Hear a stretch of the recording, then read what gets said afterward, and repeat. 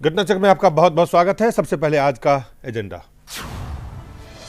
प्रधानमंत्री नरेंद्र मोदी का 2 दिवसीय बांग्लादेश दौरा, भारत और बांग्लादेश के बीच जमीन विवाद पर ऐतिहासिक करार और बिहार में भाजपा विरोधी गठबंधन बनाने में एक बार फिर जुटे बिहार जनता परिवार के महारथी। सबसे पहले बात करते हैं भारत और बांग्लादेश संबंध के। कुल आज भारत के प्रधानमंत्री 2 दिवसीय बांग्लादेश के दौरे पे हैं और इस दौरे के समय में अब तक जो हमारे पास जानकारी है, दोनों देशों में कुल 22 समझौतों पर दस्तखत किए हैं, जिसमें आपसी कारोबार बढ़ाने से लेकर व्यापार असंतुलन को घटाने, बांग्लादेश में इन्वेस्टमेंट और एक दूसरे के साथ संपर्क बेहतर हो, इन तमाम चीज़ों पे बातचीत हुई है।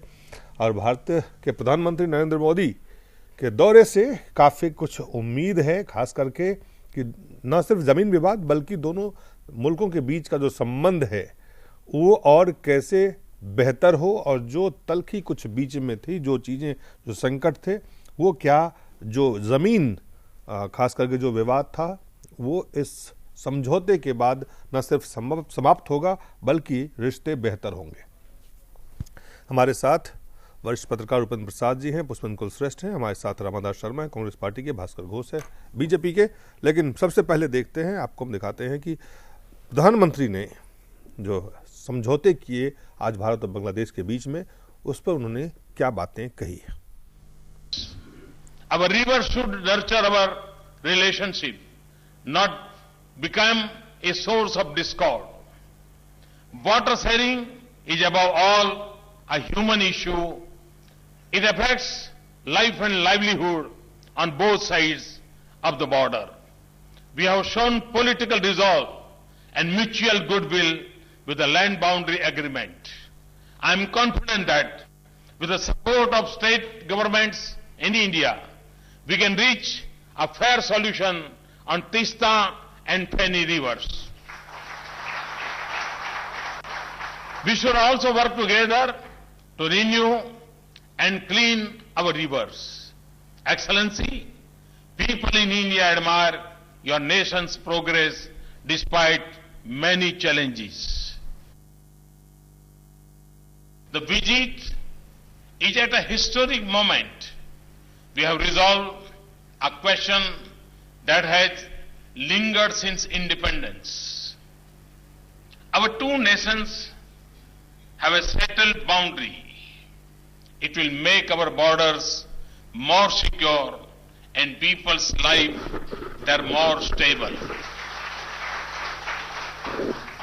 Our Parliament's approval of land boundary agreement reflects the consensus in India on relation with Bangladesh.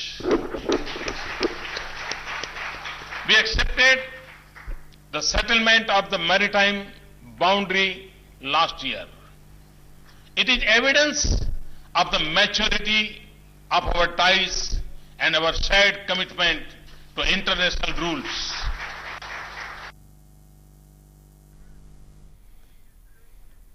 सबसे पहले उपेंद्र जी, कुल मिलाकर के प्रधानमंत्री का विदेश दौरा, उसमें खास करके जिसकी शुरुआत उन्होंने पड़ोसी मुल्क से की थी और एक बार फिर से पड़ोसी मुल्क में है, और ये इस दौरे की काफ़ी अहमियत है, खास करके कई ऐसे मामले उलझे हुए थे। ये जो ज़मीन पे करार हुआ था, ये भी उलझा हुआ था, इसको भी, इससे चीज़ें आगे बढ़ती हुई किस तरफ दिखाई दे रही हैं। लेकिन उससे पहले कि भारत और बांग्लादेश और प्रधानमंत्री नरेंद्र मोदी का दौरा, इसको आप कैसे समाप्त करते हैं? देखिए, ये जो दौरा है जी, इसकी भूमिका बहुत पहले से तैयार हो रही थी।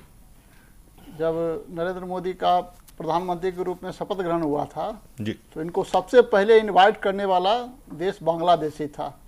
बांग्लादेश पहला देश था जिन्होंने नरेंद्र मोदी को इनवाइट किया, लेकिन बांग्लादेश जाने में 1 साल लग गया। 1 साल उनकी सरकार का, उसके बाद बांग्लादेश गए। लेकिन इस बीच पूरी तैयारी हुई बांग्लादेश से संबंध सुधारने की। 7-8 महीना पहले या सरकार बनने के बहुत जल्दी के बाद ही जो मेरीटाइम बॉर्डर होता है, जल सीमा है, उस पर भी बात चल रहा था। तो एक इंटरनेशनल ट्राइब्यूनल ने कुछ फैसला दिया वो फैसला तो बहुत सारे भारत के लोग उसका विरोध कर रहे थे क्योंकि उसमें ज़्यादा बांग्लादेश को मिल रहा था, लेकिन नरेंद्र मोदी सरकार ने उस फैसले को एक्सेप्ट कर लिया। तो एक बहुत बड़ा वो जो जिस था मेरी टाइम बॉर्डर के लिए जिसकी चर्चा भी प्रधानमंत्री ने की, वो हल कर लिया।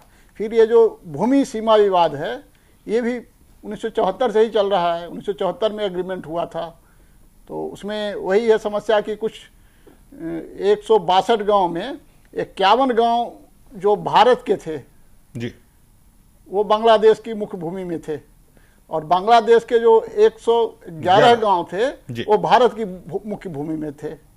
तो उसके कारण फेंसिंग का काम जब 1992 में शुरू हुआ तो वो पूरा नहीं हो पा रहा था। उसके बाद वहाँ के लोगों की समस्या बहुत बढ़ गई। फिर एकाएक जो भारत के साइड में रह रहे थे लोग, तो उनको एहसास हुआ, 111 गांव के लोगों को एहसास हुआ कि हम तो बांग्लादेशी हैं, और बांग्लादेश के इलाके में जिनको लग रहा था कि हम बांग्लादेशी हैं, उनको 51 गांव के लोगों को पता चला कि भाई हम तो भारतीय हैं। तो उन लोगों की समस्या बहुत शुरू हो गई। उसको एक बहुत निर्णायक स्थिति में आकर के, हालांकि बात चल रही थी, नरसिंह राव ने भी किया था, मनमोहन सिंह सरकार ने वो तय कर लिया था, लेकिन मेजोरिटी नहीं थी सरकार की, और उतने निर्णायक सरकार भी नहीं थी मनमोहन सिंह की सरकार, अनिर्णय की स्थिति में भी रहते थे। ममता बनर्जी समस्या खड़ी कर रही थी और संकल्प शक्ति की कमी भी थी।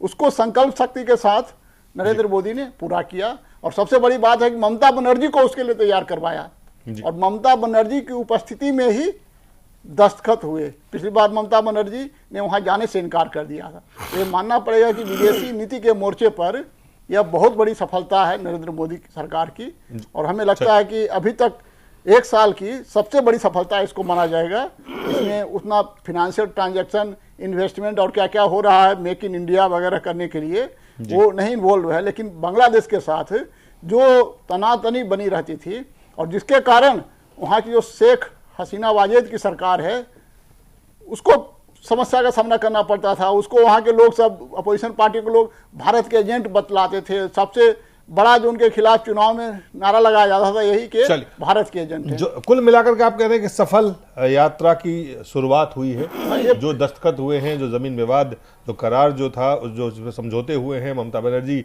भी गई हैं, कुल मिला के एक बहुत बेहतर शुरुआत प्रधानमंत्री नरेंद्र मोदी का खास करके जो पड़ोसी मुल्कों के साथ संबंध है उसको बेहतर करने के दिशा में। पुष्पेंद्र, देखिए, मैं इस पूरी यात्रा को 2 वजह से महत्वपूर्ण मानता हूं। जितनी बातें उपेंद्र जी ने कही उससे मैं आगे ज्यादा ले जाना चाहता हूं कि देखिए, अब तक जितनी भी यात्राएं हुई हैं प्रधानमंत्री की, उसमें क्या वहां से आएगा, कितना इन्वेस्टमेंट आएगा, ये तमाम सारी चीजें ज्यादा फोकस रही हैं।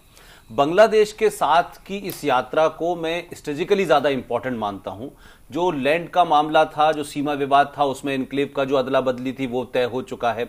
जो जल की बात कही है वो भी हो चुका है। लेकिन मेरे लिए इससे ज्यादा महत्वपूर्ण यह है कि पिछले लंबे समय से बांग्लादेश जो है पाकिस्तान की आईएसआई और एंटी इंडिया एक्टिविटीज का हब बनता जा रहा था, इसलिए बहुत सारे कार्रवाइयां वहां से होती थी। तो इस बार के जाने और बॉर्डर को बहुत पीसफुल तरीके से सॉल्व करने, दोनों के बीच में कई एक समझौते, उन समझौतों में आज फेक इंडियन करेंसी का भी मामला है, प्रिवेंशन का, ड्रग्स का भी मामला है, स्मगलिंग का भी मामला है। और इस समझौतों के बाद जिस तरीके से भारत और ये दोनों नजदीक आए हैं, इतने कोई 19 या 20 समझौते हुए हैं। मैं समझता हूं कि 2009 से अगर आप पहले देखें, जब बेगम जिया वहां हुआ करती थी, तो भारत विरोध की स्थिति यह थी कि तमाम मुल्फा के बहुत सारे कैंप वहां से चलाए जाते थे, भारत विरोध की गतिविधियां चलने वालों को वहां बड़ा आश्रय मिलता था। लेकिन शेख हसीना जो हैं वो मुजीब की बेटी हैं, और हमेशा यह रहा है कि वो भारत की तरफ उनका एक सॉफ्ट टिल्ट रहा है, और भारत का भी उनके साथ एक संबंध है। लिहाजा इस यात्रा में तमाम समझौते जिनकी बात अभी उपेंद्र जी ने कही है, वो बहुत बड़ी, जैसे कह सकते हैं, एक अचीवमेंट है। और उसकी वजह यह है कि भारत का वेस्टर्न बॉर्डर और ईस्टर्न बॉर्डर के ऊपर भी घुसपैठ लगातार थी, चाहे वहां डेमोग्राफिक चेंज हो रहा था, चाहे वहां उग्रवादी गतिविधियां हो रही थी। हाल के बर्दवान ब्लास्ट में इन तमाम सारी चीजों को हुआ। कई सारी तंजीमें थी वहां पे, जैसे मुजाहिदीन का मामला आया, अल जमात मुजाहिदीन का, ये तमाम सारी जमातें पाकिस्तान और आईएसआई के इशारे पे वहां जन्म ले रही थी। आज इन तमाम समझौतों और इस नजदीकी के बाद मुझे लगता है कि भारत का जो ईस्टर्न बॉर्डर है उस पे शांति होगी, इसलिए भारत और दूसरी जगह मजबूती से कंसंट्रेट करेगा। लिहाजा इन तमाम दौरों में भारत के पड़ोसी के साथ एक हॉस्टाइल रिलेशन के बावजूद भी ऐसे समझौतों से एक बॉर्डर भारत का शांत होगा। यह विदेश नीति की बहुत बड़ी जीत मानता हूं मैं। रहमान जी, 2011 में ममता बनर्जी प्रधानमंत्री तत्कालीन मनमोहन सिंह के साथ जाने से वो उन्होंने इस कार्यक्रम को रद्द कर दिया था, अब वो साथ भी गई हैं और समझौते भी हुए हैं। हालांकि प्रधानमंत्री ने एक और उम्मीद जो उन्होंने जताया कि जो तीस्ता पानी विवाद है, जल विवाद है, उसको भी सुलझाने के लिए दोनों देश काम करेंगे। कुल मिला के यहाँ जो शुरुआत हुई है ये आगे बेहतर होने की आपको उम्मीद दिख रही है? देखिए, ये विवाद जो था भूमि का वो आज़ादी के पहले से चला हुआ था और शतरंज की गोटियों से यह विवाद शुरू हुआ था, उसकी परिणति आज हुई। 1958 में आप लोगों को याद होगा पंडित जवाहरलाल नेहरू और तत्कालीन पाकिस्तानी प्रधानमंत्री के बीच में पहला समझौता हुआ था, लेकिन बहुत सारी डिफिकल्टी थी, इसलिए अमली जामा इसको नहीं पहनाया जा सका। 1974 में दोबारा इस मुद्दे पर इंदिरा गांधी और शेख मुजीबुर रहमान के बीच में समझौता हुआ, फिर भी अमली जामा नहीं पहनाया जा सका। उसके बाद फिर डॉक्टर मनमोहन सिंह और शेख हसीना की वार्ता हुई। उसके बाद हमारे माननीय राष्ट्रपति महोदय गए वहां और इस हस्तांतरण को मूर्त रूप देने का कार्रवाई, होमवर्क जो कहा जाता है, वो पूरा हुआ। और आज बहुत खुशी की बात है कि ये अदला बदली आज मूर्त रूप में आया। इसके पहले तो समझौते हुए तो निश्चित रूप से वो फाइलों में बंद थे, लेकिन आज भूमि में आया। बहुत सारे लोग 111 गांव के लोग जो थे वो बांग्लादेशी अपने आप को, पता नहीं अब कैसे वहाँ के निवासी लोग जाएंगे, बांग्लादेश के की नागरिकता उनको मिलेगी, किस स्तर की नागरिकता मिलेगी। देखिए दिलीप जी, मेरी चिंता ये नहीं है कि समझौता हुआ है तो बहुत पुरानी बात थी, आज ये हो गया। अब मेरी चिंता इस बात की है कि जो 111 गांव के लोग जो आज तक हिंदुस्तानी नागरिक थे, भारतीय नागरिक थे, वो अब आज के बाद बांग्लादेशी नागरिक हो जाएंगे। इन लोगों की स्थिति बांग्लादेश के राजनीति में कैसी रहेगी, बांग्लादेश कैसे इसको अडॉप्ट करेगा, ये एक देखने वाली बात होगी। और आगे ये देखने वाली बात होगी। पाकिस्तान, बहुत सारे मुसलमान भाई हमारे गए थे आजादी के दरमियान, आज भी उनको दोयम दर्जे का नागरिक माना जाता है। देखिए, भारतीयों का हृदय विशाल है। वो जो 51 गांव के लोग जो बांग्लादेशी थे कल से भारतीय हो जाएंगे, नागरिकता का जो प्रोसेस है, लीगल प्रोसेस शुरू होगा, निश्चित रूप से उनको बड़े हृदय से यहाँ के लोग स्वीकार करेंगे। लेकिन बांग्लादेश में उनका वैसा वेलकम होगा या नहीं होगा, ये एक चिंता की बात है। चलिए, एक कमर्शियल छोटा सा ब्रेक हमें लेना पड़ेगा, जल्द वापस लौटते हैं। भास्कर घोष साहब भी और हमारे साथ नए मेहमान भी होंगे, एक छोटे से ब्रेक के बाद।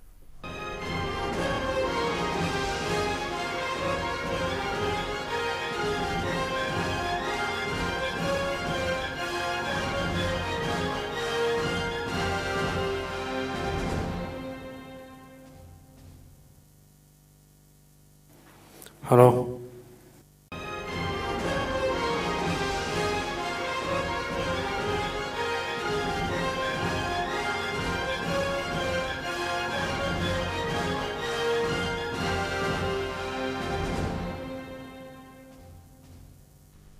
एक बार फिर से स्वागत है घटना चक्र में। हम आपका हम चर्चा कर रहे हैं भारत के प्रधानमंत्री नरेंद्र मोदी के 2 दिवसीय बांग्लादेश दौरे पर। आज जो ऐतिहासिक करार हुए हैं उसमें खास करके जो जमीन विवाद था, जिस पे लगातार भारत और बांग्लादेश के बीच में कहीं ना कहीं जो संबंध, रिश्ते बेहतर होने थे, कई बार बिगड़े उसकी वजह से। आज जिस ऐतिहासिक समझौते का आगे आने वाले, खास करके भारत और बांग्लादेश के बीच के जो रिश्ते होंगे और भारत के जो अपने पड़ोसी मुल्कों के साथ रिश्ते बनाने की शुरुआत है, एक नई शुरुआत, नई पहल प्रधानमंत्री नरेंद्र मोदी की तरफ से है। साथ ही साथ साउथ एशिया, एशिया और ग्लोबल पीस के परिप्रेक्ष्य में अगर इसको देखा जाए तो इसको कैसे देखा जाए।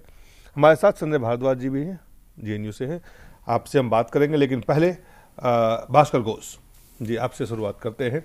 उससे पहले कि जो पश्चिम बंगाल में इसका विरोध था कुछ चीज़ों को लेके, खास करके जो ज़मीन विवाद है, पहले तीस्ता विवाद आज भी है, उस पर प्रधानमंत्री ने कहा है कि उम्मीद उनको है कि ये विवाद भी जल्द सुलझा लिया जाएगा। कुल मिलाकर के जिस शुरुआत को कैसे देखते हैं आप? इस शुरुआत से आपको लगता है कि एक नए चैप्टर जिसे कहते हैं, न्यू इनिंग, कि भारत और बांग्लादेश के रिलेशनशिप में एक नई शुरुआत की तरह से देख सकते हैं? कई दिन पहले हम लोग डिस्कशन कर रहे थे कि एक साल जब ख़त्म हुआ कि क्या क्या अचीवमेंट हुआ है जी। और मेरा पत्रकार महोदय ने कहा कि सबसे बड़ा अचीवमेंट विदेश नीति में हुआ। जब से मोदी जी ने ये कार्यभार संभाले हैं, उनका जो पॉलिसी था, यह पड़ोस जो देश है हम लोग का, सराउंडिंग कंट्रीज, उसके साथ अच्छी रिलेशन, और look east policy Modi ji का बहुत इंपॉर्टेंट एक पॉलिसी था। और ये जानते हुए भी कि राजनीतिक दौर पे भाजपा वहाँ पे कोई सरकार ऐसा नहीं है, फिर भी उन्होंने कहा कि देश गठन में लुक ईस्ट पॉलिसी बहुत इंपॉर्टेंट है। और आज का जो हम देख रहे हैं बांग्लादेश दौरे में जो भी एग्रीमेंट हुआ है वो लुक-इस पॉलिसी के तहत। तो मोदी जी, सबसे बड़ी बात है कि लास्ट 10 साल में यूपीए गवर्नमेंट अपना एलाइज था ममता बनर्जी, एलाइज होते हुए भी ममता बनर्जी कुछ इशू में इतना नाराजगी था कि उन्होंने ये जो एग्रीमेंट्स है वो एग्रीमेंट्स का विरोध किया और एग्रीमेंट्स हो नहीं पाया जी। सबसे बड़ा जो उनका मोदी जी का सबसे बड़ा कि सबका साथ सबका विकास, ये इसका पहला उदाहरण है कि सबका साथ सबका विकास में वो सबके साथ। ममता बनर्जी आज पॉलिटिकली अपोजिट पार्टी है, फिर भी जब देश का विकास, देश का प्रॉब्लम सॉल्व का बात होता है तो वो उनको भी उनका भी समर्थन लेने में वो कामयाब हुए। ये सबसे बड़ा विदेश नीति का सबसे बड़ा ये है जी। सेकंड जो है वो आप एलबी एग्रीमेंट बताइए और जो भी बताए वो तो सक्सेस हुआ ही, लेकिन और भी कुछ एग्रीमेंट हुआ, जैसे पावर प्लांट वहाँ पे बनेगा, इसलिए अदानी और मानी ने वो एग्रीमेंट साइन किया।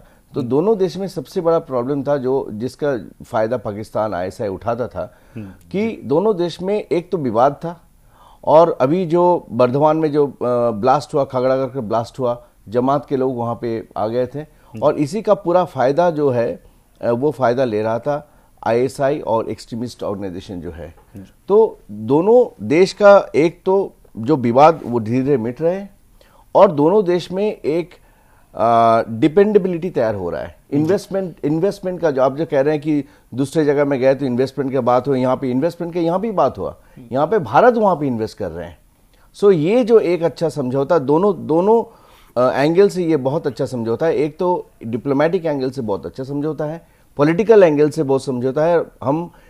हम लोग ये एक्सपेक्ट करेंगे आने वाला दिन में जितना एक्सट्रीमिस्ट एक्टिविटी वेस्ट बंगाल में हो रहा है, वेस्ट बंगाल या north east, West Bengal, north east, पूरा राज्य में ये बहुत हद तक कम हो जाएगा, क्योंकि इसका पूरा जो डिफरेंस था इसी का फायदा वो ले रहा था।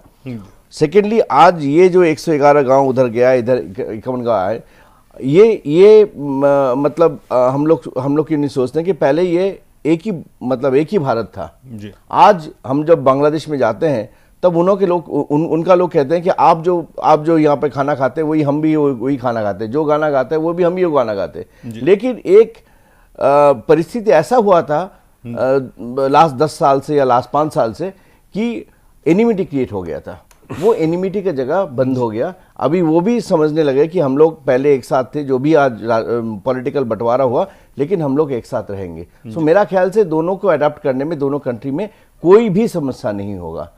थर्ड पॉइंट बहुत इंपॉर्टेंट है कि यहाँ पे जो बांग्लादेश घुसपैठी है उनके लिए एक वर्क परमिट ये चालू करने का कोशिश हो रहा है।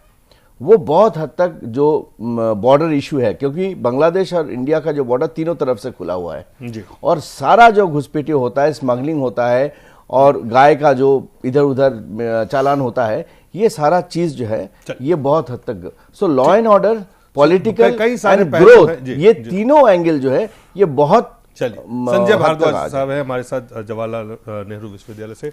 संजय जी, क्या क्या अहम पहलू है इस रिश्तों के बारे में जो पहले बयान आए थे? ये बहुत ही अहम रिश्ते हैं, ये संबंध जो है, ये समझौते जो हुए हैं 22, और भारत और बांग्लादेश के संबंध अगर बेहतर होंगे तो ये इसकी अहमियत काफी मानी। क्या अहमियत है ये हमारे दर्शक के लिए हम समझना चाहते हैं आपसे। देखिए, 2-3 बातें हैं। पहली बात तो ये जो मोदी जी की विजिट है, मैं इसको बहुत ही सकारात्मक और बहुत संतुलित विजिट मानता हूँ।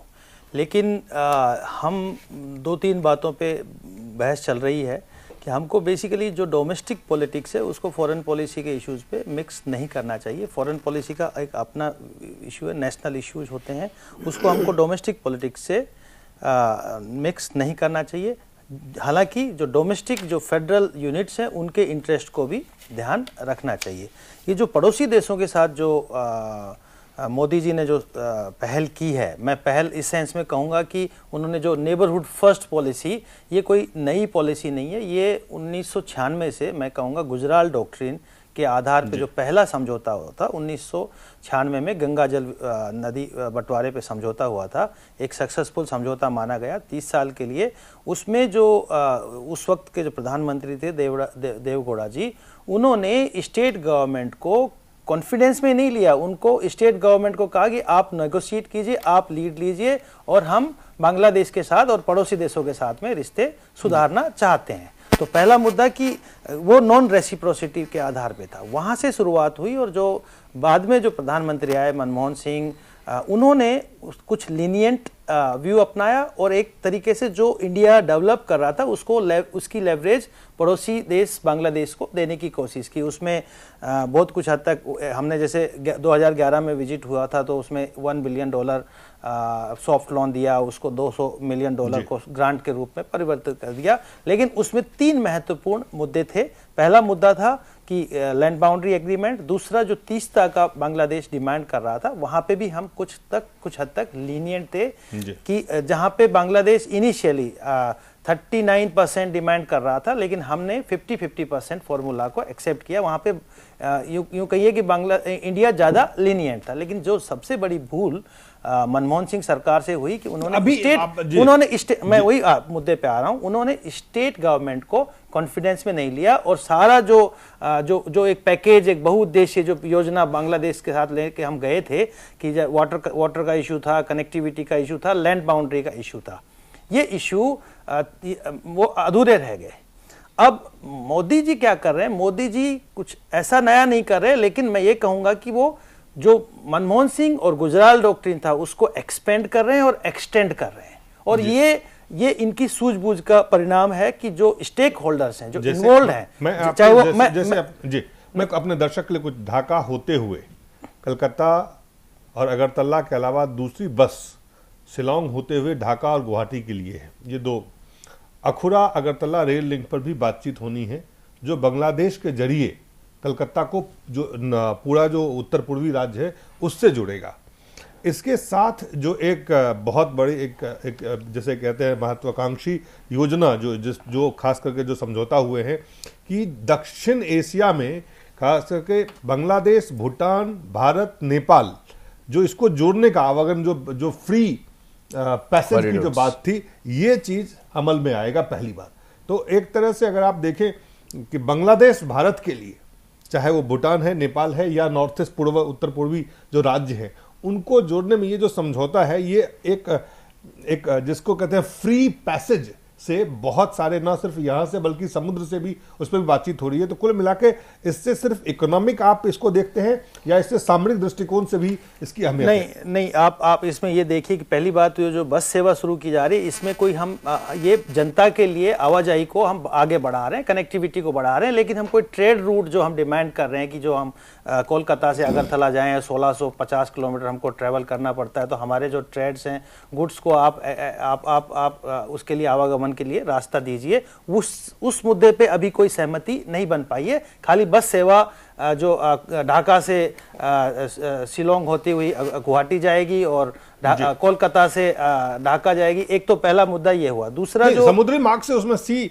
रूट से जो बातचीत हो रही है, चल रही है, लेकिन शिपिंग वाटरवे की बात नहीं, शिपिंग वाटरवे वो थ्रू जो नदी के थ्रू जो पहले भी था, ये तो इनलैंड वाटर जो ट्रीटी था, ये तो 1974 मेरीटाइम ट्रीटी को कंफर्मेशन दे रहे हैं, बिकॉज़ वो रूट खोलने के लिए मेरीटाइम ट्रीटी को लेकिन जो एक ब्रॉडर कॉन्सेप्ट ले रहे थे कि हम कनेक्टिविटी इस लेवल तक ले जाएंगे कि भूटान मोंगला पोर्ट को यूज कर पाएगा, नेपाल कोलकाता कॉरिडोर खोलने का कॉरिडोर, वो उस मुद्दे पे मुझे नहीं लगता कि इस विजिट में बहुत कुछ हद तक कॉन्क्रीट जो वो 21 किलोमीटर का जो पूरा पैसेज है उसके बारे में आप कह रही है। एग्जैक्टली, वो बहुत कुछ हद तक उस पे कॉन्क्रीट बात नहीं हो रही है। डेफिनेटली ये हम उनको जो 2 बिलियन डॉलर जो सॉफ्ट लोन दे रहे हैं, उसमें फेनी नदी पर ब्रिज बनाने की बात चल रही है, रेल कनेक्टिविटी या इंफ्रास्ट्रक्चर, रोड इंफ्रास्ट्रक्चर बढ़ाने की बात चल रही है। ये सब चीज जरूर है कि जो वहां का इंफ्रास्ट्रक्चर है वो ग्लोबल कॉम्पिटेंस का बनाए, ताकि आगे हम देशों के बीच में जो ट्रांजिट का मुद्दा है, कनेक्टिविटी का मुद्दा है,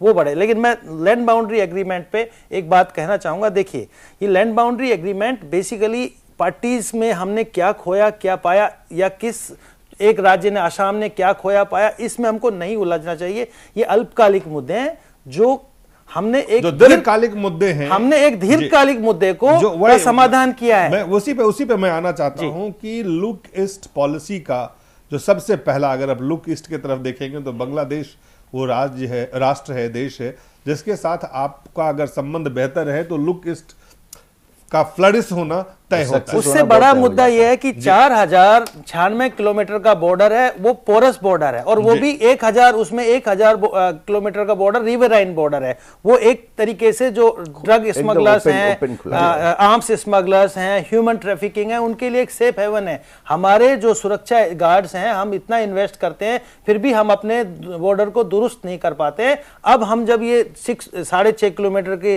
लैंड बाउंड्री को डिमार्केट कर देंगे और एक तरीके से, तो हम अपनी जो सुरक्षा एजेंसीज हैं उसको मॉडरेट कर पाएंगे, पहली बात। दूसरा, जो बॉर्डर एरिया डेवलपमेंट प्रोग्राम्स हैं उसको सुचारू रूप से चला पाएंगे। और जो तीसरा जो हमारा प्रोजेक्ट चल रहा है वो फेंसिंग का, करीब 3200 किलोमीटर का फेंसिंग हम 3 फेज में ऑलरेडी कर चुके हैं। वो बहुत कुछ हद तक कारगर नहीं हो पा रहा था, अब हम उसमें कंस्ट्रक्ट कर पाएंगे मजबूती से। तो लेकिन जो एक लॉन्ग टर्म मुद्दे को एड्रेस किया है। जो एक अहम मसला है, खास करके अगर व्यापार के दृष्टिकोण से भी देखें और सुरक्षा के दृष्टिकोण से भी देखें और संबंध के दृष्टिकोण से भी देखें, तो तीस्ता रिवर, वो तीस्ता रिवर और जो जल बंटवारे को लेकर, अदमी नदियां हैं जिसके जल बंटवारे को लेकर भारत और बांग्लादेश के बीच में मतभेद रहे हैं, वो भी यहां से चीजें बेहतर होने की गुंजाइश आपको दिख रही है? जो बातचीत तो हो रही है उन चीजों पर भी।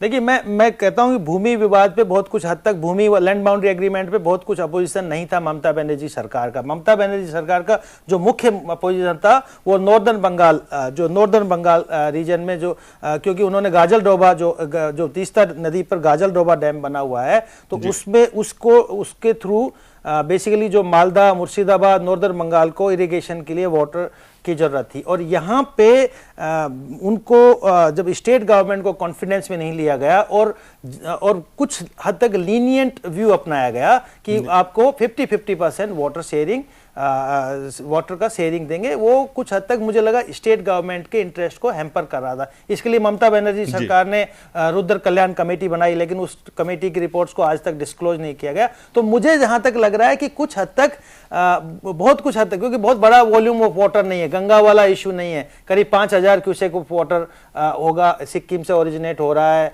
बहुत ज्यादा हैम्पर नहीं कर रहा। और गाजल डोबा के बाद भी नदी रिचार्ज हो रही है, क्योंकि 28 किलोमीटर नदी गाजल डोबा से बांग्लादेश बॉर्डर तक फ्लो करती है और वो भी रिचार्ज हो रही है। तो जो क्वांटम ऑफ वाटर उनको डलिया बैराज पे मिलेगा, उसमें कुछ खास फर्क नहीं पड़ रहा। लेकिन मुझे लगा कि मुझे जो मेरा अंडरस्टैंडिंग है कि ममता बनर्जी सरकार को या ममता बनर्जी जी को कॉन्फिडेंस में नहीं लिया गया, उस लेवल पे काम नहीं हुआ जिस लेवल पे 1996 की ट्रीटी में ज्योति बसु साहब को आगे रख के ट्रीटी को अंजाम दिया गया। उपेंद्र जी, इसके दूसरे पक्ष पर हम जाते हैं, व्यापार। प्रधानमंत्री नरेंद्र मोदी के विदेश नीति, खास करके पड़ोसी मुल्कों के साथ भी एक जो अहम कड़ी है जिसको लेके वो संबंधों को बेहतर करना चाहते हैं, वो है व्यापार को बढ़ाइए, ट्रेड को बढ़ाइए, जो आर्थिक संबंध है उसको आप मजबूत करें, और वहां से जो है फिर राजनीतिक और सामरिक संबंधों को बनाने की एक रणनीति बनती हुई दिखती है। क्या जी? नहीं, सही आप बतला रहे हैं, क्योंकि भारत की जो लुक ईस्ट पॉलिसी है जी, वह तब तक सफल नहीं हो सकती जब तक कि बांग्लादेश के साथ इसके अच्छे संबंध न हो। क्योंकि बांग्लादेश से अगर आप ट्रेड ट्रांजिट बनाते हैं, रूट बनाते हैं, तो उसको आप म्यांमार तक, रंगून तक एक्सटेंड कर सकते हैं जी, और उसे और आगे और बढ़ा करके सी रूट को आप एक्सटेंड, साउथ ईस्ट तक आप पहुंच सकते हैं। तो ये जो ट्रांसपोर्टेशन का लैंड ट्रांसपोर्टेशन है उसको आप बहुत आगे तक बढ़ा सकते हैं और उसका बहुत फायदा होगा। और जो लुक ईस्ट इंडिया पॉलिसी, ये जो 4 मुल्क है, बांग्लादेश, भूटान, भारत, नेपाल, ये जो पूरा लैंड लैंड रूट है उसको आप क्लीन जी।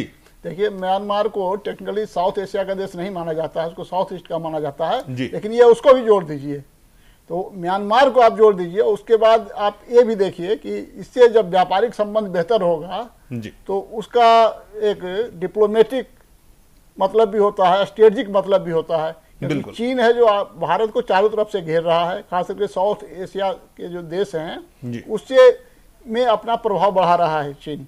तो उसके प्रभाव को कम करने के लिए भारत को अपना प्रभाव बढ़ाना पड़ेगा। बांग्लादेश के साथ उसका संबंध बहुत ज़्यादा बेहतर हो रहा था, उसके प्रभाव पड़ रहे थे, अब भारत वहाँ घुसेगा तो उसके प्रभाव को कुछ हद तक न्यूट्रलाइज किया जा सकता है। म्यांमार है, वहाँ भी भारत एक्सटेंड करके उसका ये कर सकता है। फिर सबसे बड़ी बात है कि जो हमारे जो नॉर्थ ईस्ट के स्टेट हैं उनके इकोनॉमिक बैकवर्डनेस का एक बड़ा कारण ये है कि वहां तक हमारा मेन लाइन इंडिया है, उसकी पहुंच बहुत कमजोर है। यहाँ से वो मजबूत बनेगी। हाँ, तो उसमें अगर यहाँ से आने जाने की सुविधा प्राप्त हो जाएगी, ट्रांजिट रूट्स मिल जाएगा, ट्रेड ट्रांजिट रूट मिलेगा, तो बहुत कम समय में कम एनर्जी कॉस्ट के साथ वहाँ यहाँ का माल वहाँ पहुँचाया जा सकता है। अभी आप देखिए कभी नगा और मणिपुरी कुकी के बीच हंगामा होता है, एक रोड को बंद कर देता है, वहाँ लोग त्राही करते हैं। वहाँ पे भी आप देखिए, अगर इधर से जो पहुँचने देगा सामान तो उसका विकास भी, इकोनॉमिक ग्रोथ जो है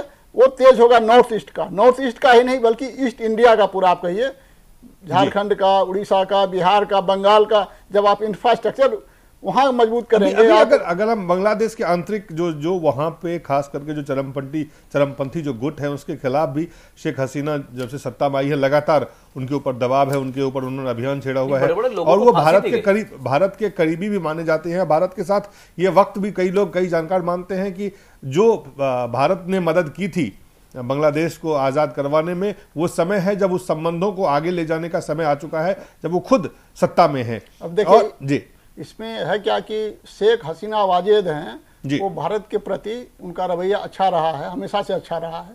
निर्वासित जीवन विषय जिया की जब सरकार आई थी तो वो भारत विरोधी सरकार थी, लेकिन उन पर आरोप ये लगता है, वहाँ के जो विपक्षी पार्टियां हैं या जमाते इस्लाम है, कट्टरपंथी उग्रवादी हैं, वो ये आरोप लगाते हैं शेख हसीना वाजेद की सरकार पर कि भाई आप तो हो प्रो इंडिया, लेकिन इंडिया आपके लिए कुछ नहीं कर रहा है, इंडिया आपके लिए कुछ नहीं कर रहा। तो उस पर प्रो इंडिया का आरोप लगा करके ये जो इंडिया का विरोधी साबित किया जाता है कि बांग्लादेश के विरोधी हैं और प्रो इंडिया होना है जो बांग्लादेश का विरोध होना। अगर भारत से अनुकूल उनको जवाब मिलता है या सपोर्ट मिलता है, सहायता मिलने लगती है, जो चीजें की जा रही है, प्रॉब्लम्स है बांग्लादेश की भारत के साथ, वो हल होने लगती है समस्या उनकी शर्तों के आधार पर या उनकी बहुत सारी बातों को मान करके। तो इसमें उनके जो विरोधी तत्व हैं वो कमजोर होते हैं। आतंकवादी कमजोर होगा, उग्रवादी कमजोर होगा, जो लोग उल्फा जैसे, बोडोलैंड जैसे आतंकवादी गुटों को संरक्षण दे रहे हैं वो कमजोर होंगे। और पुष्पेंद्र जी ने सही कहा कि ISI का और जो पाकिस्तान जमात ISI जो टेररिस्ट, उसका जो पूरा डिजाइन है वो कमजोर हो जाएगा, बल्कि वहाँ जो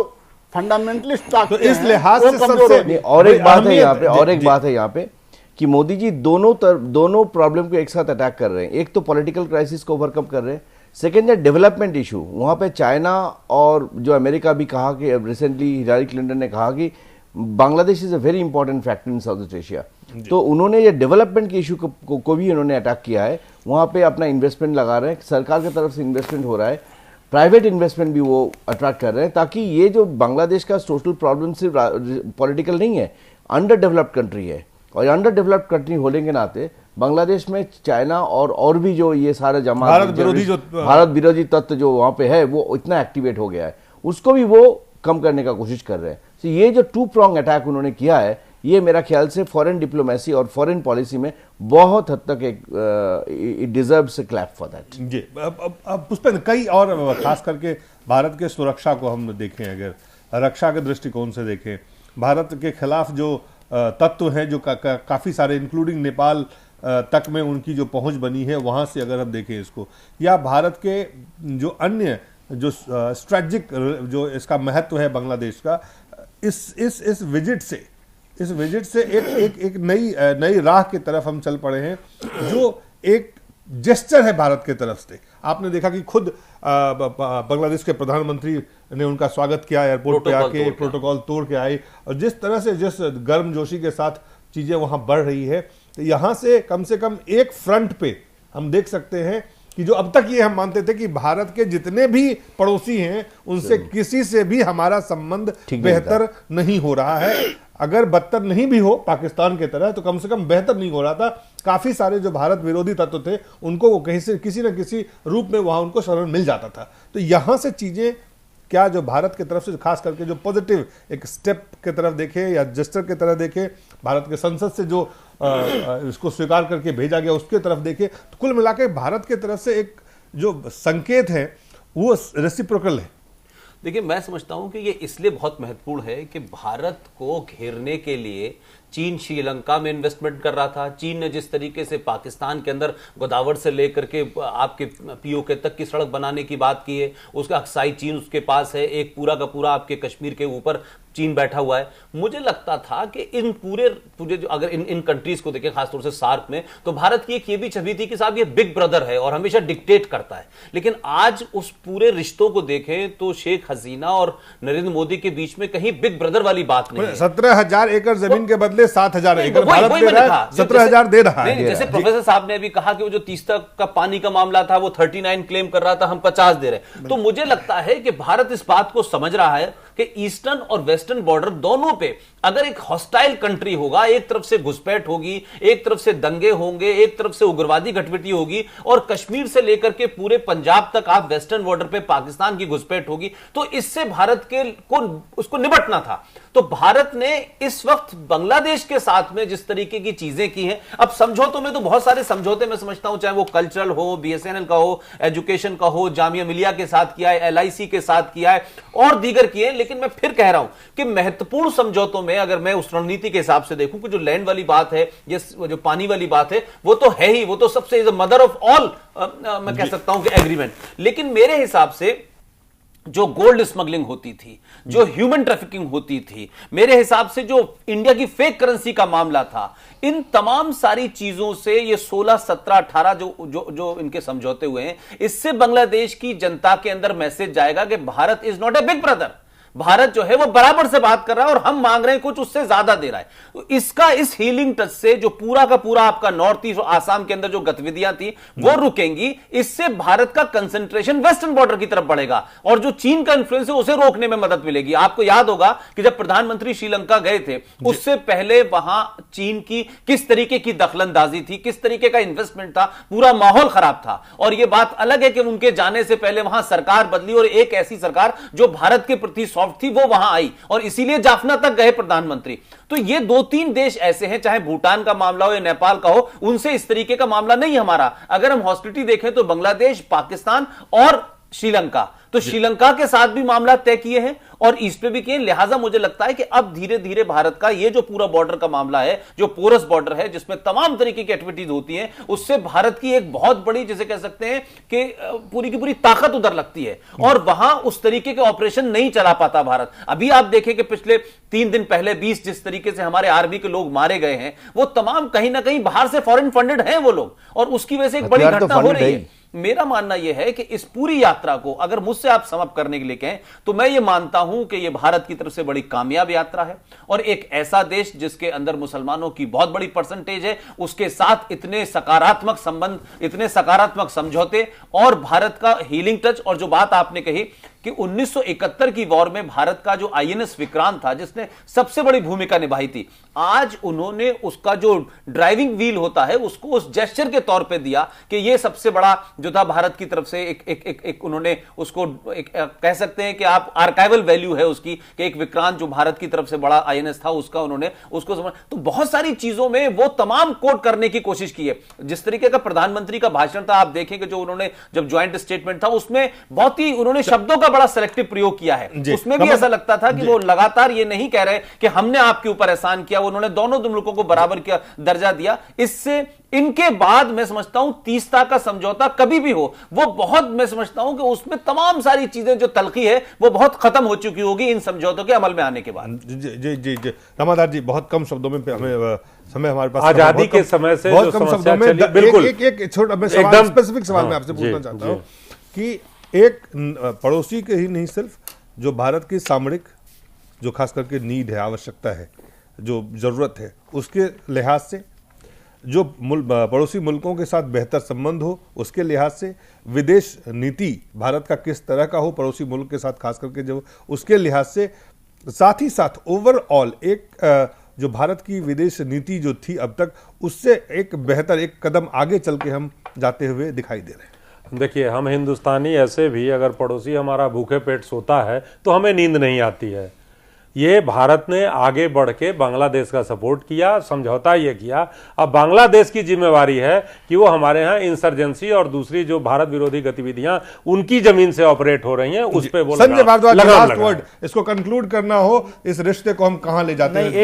एक ट्रेंड है बांग्लादेश में कि एक खास पार्टी अगर सत्ता में होती है तो भारत बांग्लादेश के संबंध बहुत घनिष्ठ होते हैं, कोऑपरेटिव होते हैं, सकारात्मक होते हैं। वो पार्टी निश्चित रूप से लोकतंत्र को बढ़ावा देती है, धर्मनिरपेक्षता को बढ़ावा देती है और एक तरीके का जो 1971 की जो विरासत है उसको बढ़ावा देती है। लेकिन जो दूसरा राजनीतिक दल है वो अवामी लीग विरोधी राजनीति करता है और भारत से डिस्टेंस करता है, चाइना से और पाकिस्तान से नजदीकियां बढ़ाता है। कंसर्न हमारा इस क्षेत्र के लिए, भारत के लिए सबसे जो बड़ा कंसर्न है, मेरे साथी ने जो सवाल उठाए कि बढ़ते हुए चाइना का जो प्रभाव है ये 3 तरीके से बढ़ रहा है। पहला जो उन्होंने BCIM का कॉन्सेप्ट दिया है कि एक तरीके का इकोनॉमिक कॉरिडोर बना दिया जाए, तो जो हम म्यांमार को भी शामिल कर रहे हैं और नॉर्थ ईस्ट को और बांग्लादेश को, तो इसमें चाइना बहुत कुछ हद तक अपना एक तरीके का लॉबिंग कर रहा है। दूसरा जो silk road, new silk road का जो नया कॉन्सेप्ट चाइना ने, अभी भी कॉन्फ्रेंस हो रहा है, डिस्कशंस हो रहे हैं कि चाइना का पूरा जो दारोमदार है कि जो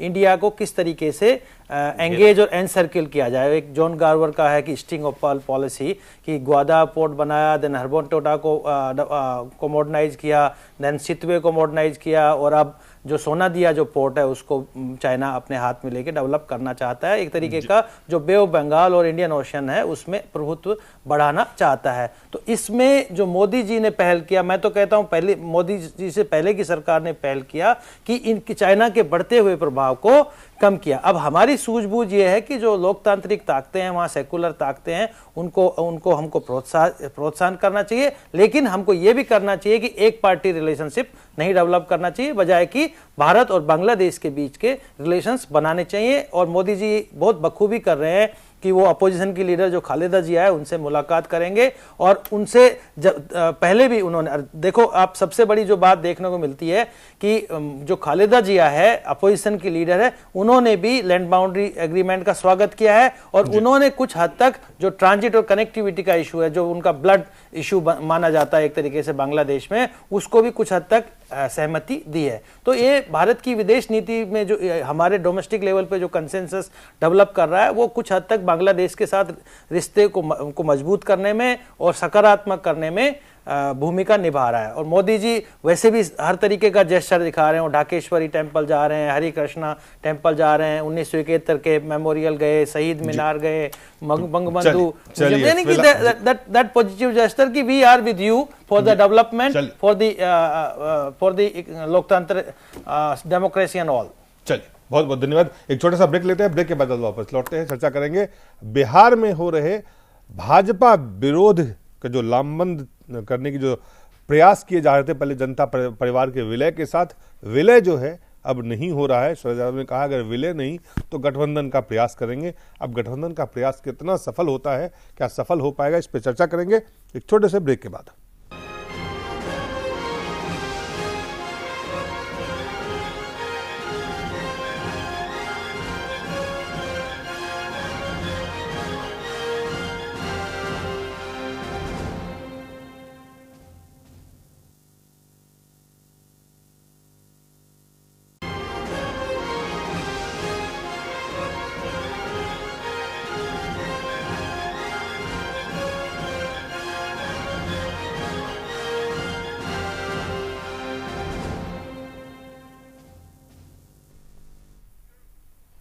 एक तरफ बिहार में भारतीय जनता पार्टी चुनाव जीतने के लिए कोर टीम का गठन कर रही है, पूरे जमीन पे तैयारी हो रही है कि किस तरह से बिहार के चुनाव को, विधानसभा चुनाव को जीता जाए।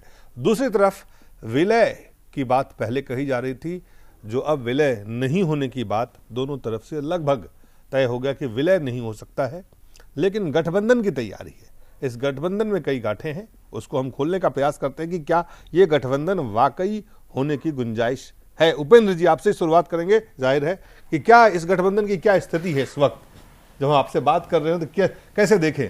देखिए, आज मैं देख रहा था कि शरद यादव जी का एक स्टेटमेंट आ रहा था जी कि गठबंधन तो अब अनिश्चित है, मतलब उसका तय नहीं होगा कि नहीं होगा, अब हमें गोलबंदी करने की जरूरत है। मतलब है कि जनता की गोलबंदी करने का आज उन्होंने आह्वान किया अपनी पार्टी वालों को। और कल तक परसों तक तो बोल रहे थे कि विलय निश्चित है, समय चाहे जो भी हो। तो इसलिए अब लग रहा है कि वो भी निराश हो गए हैं। सबसे बड़ा मुद्दा तो था मुख्यमंत्री के उम्मीदवार के रूप में नीतीश का प्रोजेक्शन। लगता है कि लालू यादव ने साफ साफ मना कर दिया है कि ये कभी भी संभव नहीं है, और नीतीश जी ने भी साफ साफ कह दिया है कि ये कभी भी संभव नहीं है कि बिना अपने नाम को प्रोजेक्ट करवाए हुए वो किसी गठबंधन में शामिल हो। तो हमें लगता है कि अब ये गठबंधन का मामला लगभग समाप्त हो गया है। हाँ, कुछ फ्रेंडली कॉन्टेस्ट की बात हो सकती है, आपसे अंडरस्टैंडिंग की बात हो सकती है, लेकिन हमें नहीं लगता कि जिस तरह की प्रतिद्वंदिता इन दोनों में है, नीतीश कुमार और लालू यादव में, कि वो कोई एक दूसरे को लाभ पहुंचाने की कोशिश करेंगे अंडरस्टैंडिंग के द्वारा। इसलिए मुझे नहीं लग रहा है कि अब ये हो पाएगा। हाँ, लेकिन कांग्रेस काफी आशान्वित है। कांग्रेस के नेता लगातार इसमें लगे हुए हैं कि किसी तरह से इस गठबंधन को बनाया जाए, रामाधार जी, क्योंकि कांग्रेस की अपनी कोई जनाधार नहीं है। 4-5 दिन पहले यहाँ डिबेट हुआ कांग्रेस था, के पास कोई विकल्प नहीं। 4-5 दिन पहले यहाँ डिबेट हुआ था, उसमें मैंने बताया था आपको, आप अगर याद, आप ही एंकर थे उस दिन भी, हमने बताया था कि कांग्रेस में अभी तक गठबंधन करने के इशू पे कोई बात नहीं हुई है। वो प्रदेश अध्यक्ष का स्टेटमेंट था, वो अपना असेसमेंट बता रहे थे, बट ये दलों से गठबंधन होगा या नहीं। आज का ताजा स्टेटमेंट में बता दूं, कांग्रेस पार्टी के प्रवक्ता हैं अजय कुमार जी, जो झारखंड से आते हैं, उन्होंने कहा है कि जो मोदी वेव है उसके खिलाफ और साथ ही साथ लामबंद होने की भी बात कर रहे हैं। साथ ही साथ वो कह रहे हैं कि बीजेपी पे उन्होंने आरोप लगाया है कि आरजेडी कांग्रेस जो और जेडीयू जो अलायंस हो रहा है उसमें उसको तोड़ने के लिए बीजेपी काम कर रही है। तो आप कह रहे हैं हमने अलायंस पे कोई चर्चा नहीं की, यहाँ पे आपके प्रवक्ता आप बयान दे रहे हैं। ना डॉक्टर अजय कुमार समझौता गठबंधन पर निर्णय लेने की स्थिति में है और न मैं हूं, न मैं हूं जी। लेकिन ये निर्णय अभी सच्चा, अभी सारी लोग संभावनाओं पर बात कर रहे हैं जी। अजय कुमार भी जो संभावना है, जो आज के दिन की परिस्थिति थी, उसके विषय पे वो ब्रीफ कर रहे थे, और मैं भी जो आज की स्थिति है उसके आधार पे मैं अपनी बात कह रहा हूं जी। अभी तक न जदयू में न राजद में बातें हुई हैं, लोग बैठे हैं। कांग्रेस के लोग उस गठबंधन के इशू पे उन दोनों दलों के साथ मीटिंग में भी अभी तक नहीं बैठे हैं जी। अब ये जो भी बातें हो रही हैं वो संभावनाओं पे हो रही हैं। थोड़ा पहले जो मेजर दल हैं, वो मेजर दल दोनों बात करके एक जगह पे आए, तब तो कांग्रेस अपनी भूमिका तलाशे। वैसे कांग्रेस ने अपना अभियान, लोगों से संपर्क करने का अभियान शुरू रखा हुआ है। हम आंदोलन जो भी हो रहा था, हमारी पदयात्रा थी बोधगया से बेतिया तक का, फिर और बिहार के सभी जिलों में कार्यक्रम हमारे चल रहे हैं। वो हम भी कार्यक्रम कर रहे हैं, जदयू के लोग भी कर रहे हैं, राजद के लोग भी कर रहे हैं, भाजपा के लोग भी कर रहे हैं, इनका आरएलएसपी एक भाजपा का एलआई है, वो लोग भी कर रहे हैं, रामविलास जी की पार्टी भी कर रही है, जीतन राम मांझी जी की भी पार्टी कर रही है। देखिए, इस यहाँ पे लोग भीड़ जमा करके अपनी अपनी ताकत दिखा के गठबंधन में मैं ज्यादा से ज्यादा सीटें कैसे पाऊं, इस विचार में लगे हैं। आप कह रहे हैं गठबंधन पे कोई बात नहीं हो, फिर कह रहे हैं कि सबका प्रयास भी चल रहा है। आप ताकत अपनी दिखाएंगे दिलीप जी, पहले सारे लोग अपनी अपनी ताकत। अजय कुमार की बात की, अभी लालू प्रसाद यादव कह रहे हैं कि बीजेपी और आरएसएस इससे ज्यादा चिंतित हैं कि और ज्यादा वो कोशिश कर रहे हैं कि जेडीयू और आरजेडी के गठबंधन में हो, इस तरह की बात कर रहे हैं। वो कह रहे हैं कि बीजेपी, आरएसएस, मीडिया पे उन्होंने कहा ये सारे लोग वरिड हैं। मीडिया क्यों वरिड होगा, बीजेपी आरएसएस क्यों वरिड होगा, ये सवाल है। देखिए, लालू जी 1977 से और 80 के 3 साल के एरा को छोड़ दें, उसके बाद वो चैंपियन रहे हैं बीजेपी और आरएसएस को रोकने में। बराबर उनकी राजनीति जो रही है वो आरएसएस और बीजेपी के खिलाफ रही है। 77 में जनता पार्टी से वो सांसद बने थे, उसमें भाजपा। आज जो उन्होंने मीडिया पे ठेकड़ा फोड़ा है, शुरू से लालू जी का अपना स्टाइल है, उनके इसी स्टाइल को लोग पसंद करते हैं। कभी लालू जी ने यह भी स्टेटमेंट दिया था कि फिल्में मेरे बिना नहीं चलती, और तो उनका स्टाइल है, उनके समर्थक लोग उसी भाषा को सुनना चाहते हैं और उस भाषा का वो प्रयोग करते हैं जी। भास्कर जी वो कह रहे हैं बीजेपी आरएसएस वरिड है इस बात को लेके, इसलिए ज्यादा स्पेकुलेशन इस पे हो रहा है, इस पे ज्यादा चर्चाएं इस पे हो रही है। नहीं, बीजेपी आरएसएस का भूत ये सब जगह देखते हैं और अभी भी देख रहे हैं। बात यह है कि इनका जो अलायंस है ये अपॉर्चुनिस्टिक अलायंस है। ये सब अपने अपने अलायंस है नहीं, अभी कोशिश अगर अलायंस के जो बातें भी करते 2 हफ्ता पहले, वो भी अपॉर्चुनिस्टिक अलायंस थे। अब उनको साफ ये नजर आ गया कि अपॉर्चुनिज्म इसमें है नहीं, मतलब पैरेलल अपॉर्चुनिज्म है नहीं इसमें। जैसे नीतीश जी और लालू जी समझ गए कि दोनों सीएम तो हो नहीं सकते, अगर और लालू अनुमति देंगे, एक छोटा सा प्रश्न भास्कर जी से मैं करना चाहूंगा। मैं बोल लूं पूरा स्टेटमेंट। हाँ, बोल लें फिर। तो इसके बाद ये बीजेपी और आरएसएस जो अपने मुद्दे, जो अपने इलेक्शन का जो मैनिफेस्टो है, इलेक्शन के मुद्दे हैं जी, उसके ऊपर सहमति अगर कोई दल करे तो बीजेपी आरएसएस उनके साथ जाएंगे, नहीं तो बीजेपी अपना जो स्ट्रेंथ है उसी से लड़ेगा। ये बीजेपी का नीति है और नीति रहा है और नीति रहेगा। लेकिन आज ये जो गठबंधन के बाद बीजेपी कभी आगे बढ़ के गठबंधन की बात नहीं किया। बीजेपी अपने रास्ते खुले रखते हैं, लेकिन हम लोग का जो नीति है, हम लोग का जो पॉलिसीज है, हम लोग का जो मैनिफेस्टो है, उसके हम लोग ऐसा नहीं कहते कि सेकुलर फोर्स का अलग करने के, बीजेपी अपोज करने के, कांग्रेस को अपोज करने के लिए हम लोग कोई गठबंधन करेंगे। हम लोग गठबंधन अगर करेंगे तो हम लोग का नीति जो है, हम लोग का मैनिफेस्टो जो है, हम लोग का जो ऑब्जेक्टिव है, उसको हिसाब से गठबंधन होगा, which is a principal alliance. Ramvilas Paswan ji से आपका गठबंधन क्या नीतियों पर आधारित था? रामविलास पासवान, अगर हम मेजर नीति से हम लोग को एग्री करते हैं उसलिए गठबंधन करते हैं, जब एग्री नहीं करेंगे गठबंधन हम नहीं करेंगे। बीजेपी का जो भी एलाई है वो पूरी तौर पर गठबंधन हम लोग अपॉर्चुनिस्टिक अलायंस में बिलीव नहीं करते हैं, और आज कांग्रेस जो कर रहा है वो अपॉर्चुनिस्टिक अलायंस कर रहा है। कांग्रेस का अपना कोई रोल है नहीं, आज तक किसी लीडर को नहीं देखा।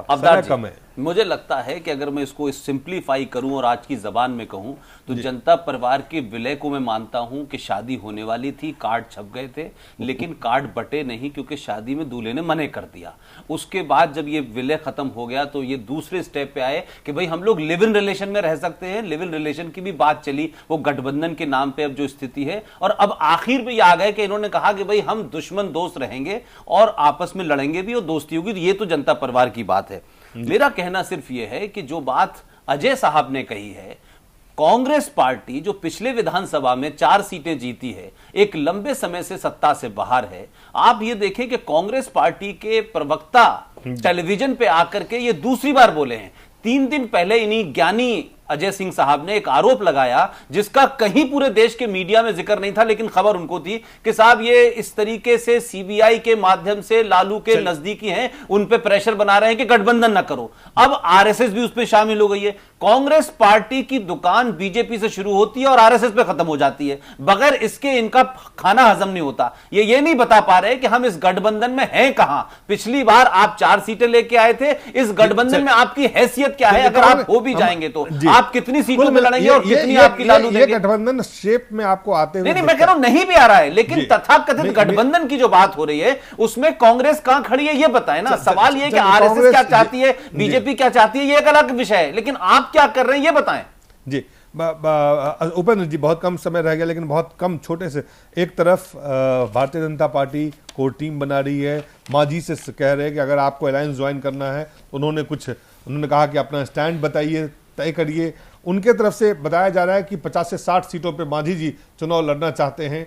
वहां पे भी रामविलास पासवान जी ने हालांकि कह दिया है कि मुख्यमंत्री बीजेपी का हो, लेकिन कुल मिलाकर के भारतीय अगर ये जो गठबंधन की जो गांठें हैं या गठबंधन जो बिहार में बनते बिगड़ते हुए किस तरह के गठबंधन बनेगा, या सब अपने अपने रास्ते चुनाव लड़ेंगे? देखिए, भारतीय जनता पार्टी का कुछ न कुछ तो गठबंधन होगा। बहुत कम शब्दों में ये लोग बहुत हार्ड बार्गेनिंग कर रहे हैं, लेकिन हमें लगता है कि जो 3 पार्टियां हैं, बीजेपी, आरएलएसपी और एलजेपी, जी, ये तीनों का हमें लगता है हो जाएगा, क्योंकि ये दोनों मंत्री हैं केंद्र सरकार में। जी, ये लोग अपने ज़्यादा से ज़्यादा हासिल करने की कोशिश करेंगे और अपनी स्थिति को बचाने की कोशिश करेंगे। अब विलय तो नहीं हुआ गठबंधन, विलय नहीं हुआ गठबंधन होगा जनता परिवार और कांग्रेस का। इन दो के साथ तो है, लेकिन मांझी पे बताइए, भाजपा विरोधी गठबंधन तैयार कर पाएंगे ये लोग? मांझी, मुझे अभी भी लग रहा है कि ज्यादा संभावना है, क्योंकि बिहार की जो ग्राउंड रियलिटी को देखते हुए लालू यादव को मांझी ज्यादा सूट करेंगे। सिर्फ समस्या यही होगी कि इनका जो जीतन राम मांझी को एक्सेप्ट कर पाएंगे कि नहीं कर पाएंगे मुख्यमंत्री के रूप में, ये समस्या आ रही है। लेकिन अगर अलायंस में आना चाहें बिना मुख्यमंत्री के रूप में प्रोजेक्ट हुए, आप देख रहे जनता परिवार का गठबंधन नहीं हो रहा है। आप ये देख रहे जनता परिवार का गठबंधन, जनता परिवार गठबंधन की संभावना बहुत ही कम है। अगर मांझी के साथ बीजेपी ने समझौता कर दिया तब इन लोग पर दबाव पड़ेगा समझौता हो सकता है, अदरवाइज लोग पर बहुत ज्यादा दबाव नहीं पड़ने वाला समझौता के लिए। चलिए, बहुत बहुत धन्यवाद उपेंद्र जी, पुष्पेंद्र जी, भास्कर घोष जी और रामाधार जी, आप सबका बहुत बहुत धन्यवाद।